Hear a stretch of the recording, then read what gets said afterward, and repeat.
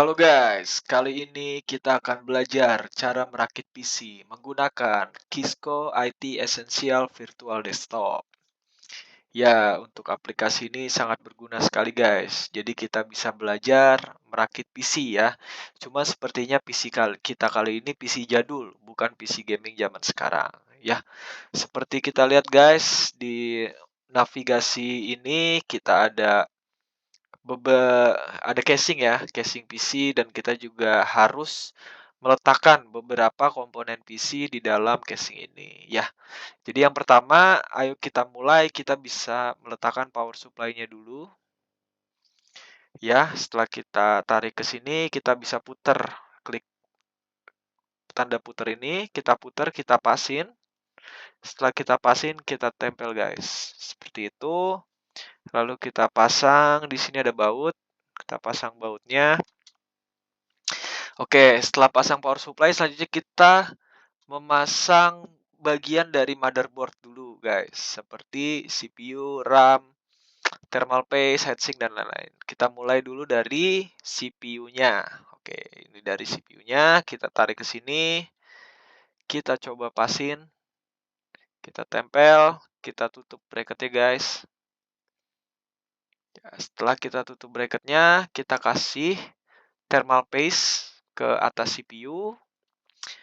Setelah itu kita pasang heatsink kita. Kita tarik saja. Lalu kita bisa klik tanda hitam di sini untuk mengencangkan heatsinknya. Di sini adapternya kita pasang dulu untuk heatsinknya supaya heatsinknya bisa bekerja. Karena kalau adapternya tidak terpasang ya heatsink ini nggak bisa bekerja guys. Kita pasin, kita klik putar-putar, kita pasin. Oke.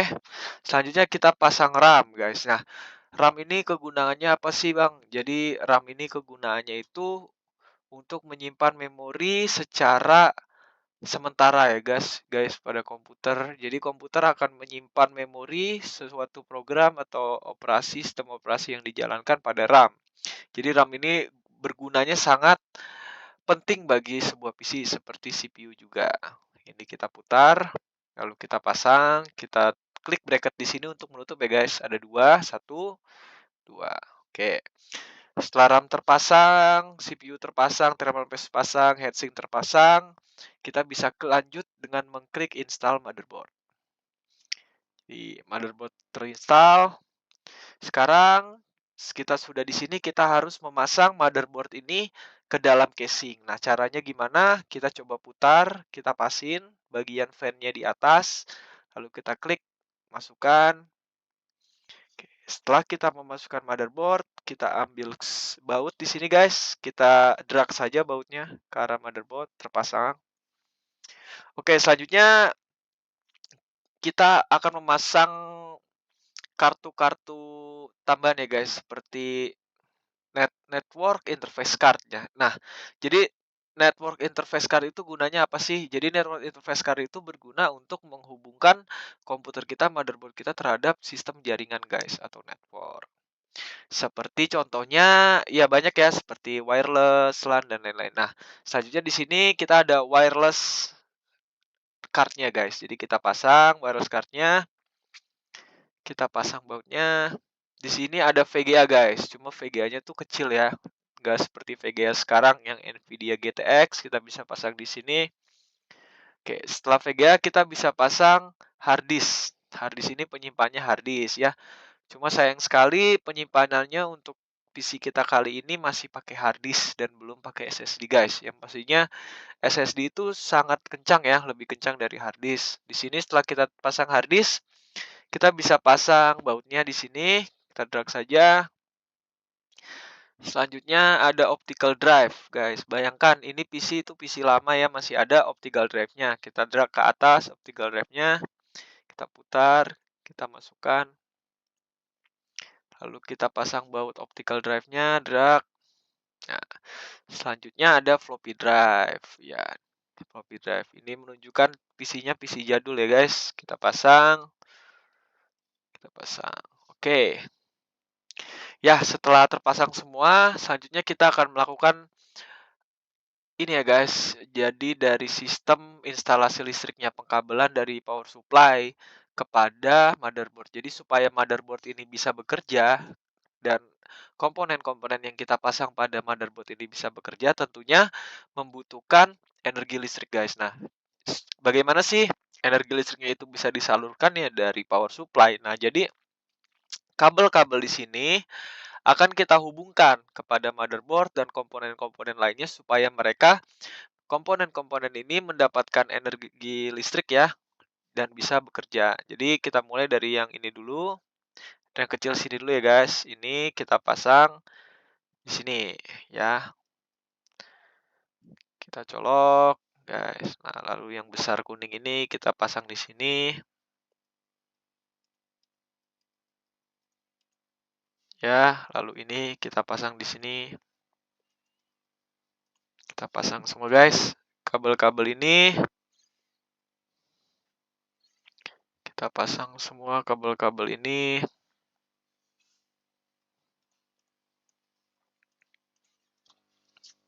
Lalu ini juga bisa kita pasang ini untuk di bagian ini ya guys ya.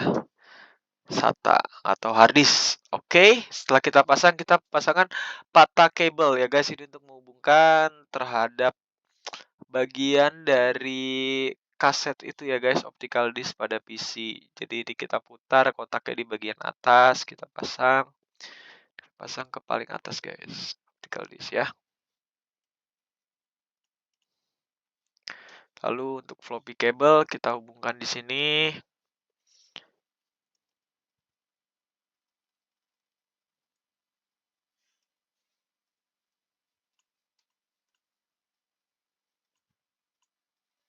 Kita coba putar-putar gas ya. Kita sampai cocok.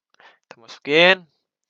Lalu ini kita masukin ke sini guys, ke floppy disk. Jadi penghubung antara floppy disk dengan motherboard. Jadi motherboardnya bisa bekerja menggunakan floppy disk. Ini SATA cable ya guys untuk hard disk. Kita colok di sini. Lalu ini kita colok juga di bagian hard disk guys. Karena ini SATA cable untuk hard disk. Ya, selesai sudah pengkabelannya. Selanjutnya kita harus menutup PC kita ini dengan panel ya guys, seperti panel besi atau stainless. Jadi supaya PC kita ini terjaga dan tidak terkena debu dan macam-macam atau juga tidak rusak ya, karena mungkin takutnya ada air tumpah atau ada kucing yang suka berjalan-jalan takutnya masuk ke dalam PC guys. Jadi takutnya PC-nya rusak atau kucingnya keselamatannya terancam guys. Jadi kita klik panel di sini, kita pasang panelnya. Lalu di sini ada screw guys. Kita pasang. Lalu selanjutnya kita punya monitor ya. Jadi PC kita ada monitor, kita mau menghubungkan monitor kita kepada CPU-nya. Jadi gimana sih Bang kalau saya mau menghubungkan monitor saya ke PC? Nah, kita perlu namanya kabel monitor. Jadi percuma punya monitor tapi nggak punya kabel monitor ya percuma aja. Kabel monitornya nggak bakal bisa nyala. Jadi kita ambil kabel monitor di sini, kita colok sini guys. Nah, ini bentuknya seperti kabel HDMI ya bentuknya. Cuma ya karena ini PC lama ya. Oke, selanjutnya ada keyboard ya. Jadi saya punya keyboard tapi bingung nggak masuk ya karena belum dicolokin guys. Jadi kita ambil keyboardnya, kita ini ungu ya, kita cocokkan aja warnanya. Misal warna merah, merah ya merah. Ini ungu kita ke ungu, kita cari bagian hitamnya di sini, kita cocokin, kita masukin. Oke. Ya, jadi selanjutnya mouse pun sama. Kalau pengen mouse-nya ke kerja di PC bisa dipakai harus kita colokin ya. Di bagian hijau. Kita colok guys. Lalu selanjutnya USB di sini kita colok. Untuk USB ini sepertinya USB yang tipe lama ya, 1.0 atau 2.0. Oke, selanjutnya ini Ethernet. Kita juga ada Ethernet mungkin buat yang tidak mungkin supaya internetnya lebih kenceng ya dari router WiFi. langsung ke PC bisa menggunakan Ethernet. Selanjutnya, kita ada wireless antenna untuk WiFi, guys. Tanpa ini, kita tidak akan bisa menggunakan WiFi, ya. Percuma aja kalau nggak ada ininya. Selanjutnya yang paling penting, yang paling terakhir itu colokannya, guys. Kabel colokan. Percuma punya PC, punya monitor, nggak punya kabel colokan. Karena kenapa? Ya nggak bakal bisa nyala. Karena gimana pun juga PC kita harus kita colok ke colokan tembok, listrik tembok, soket, guys. Kalau nggak ada ini, ya percuma aja. Dan jadilah, guys, PC kita. PC jadul. Oke, jadi segini aja, guys. Step by step cara merakit PC menggunakan Kisco IT Essentials Virtual Desktop ya. Semoga ini bermanfaat bagi kita semua, guys. Kurang lebihnya begitu bagi saya. Ya, guys, check it out.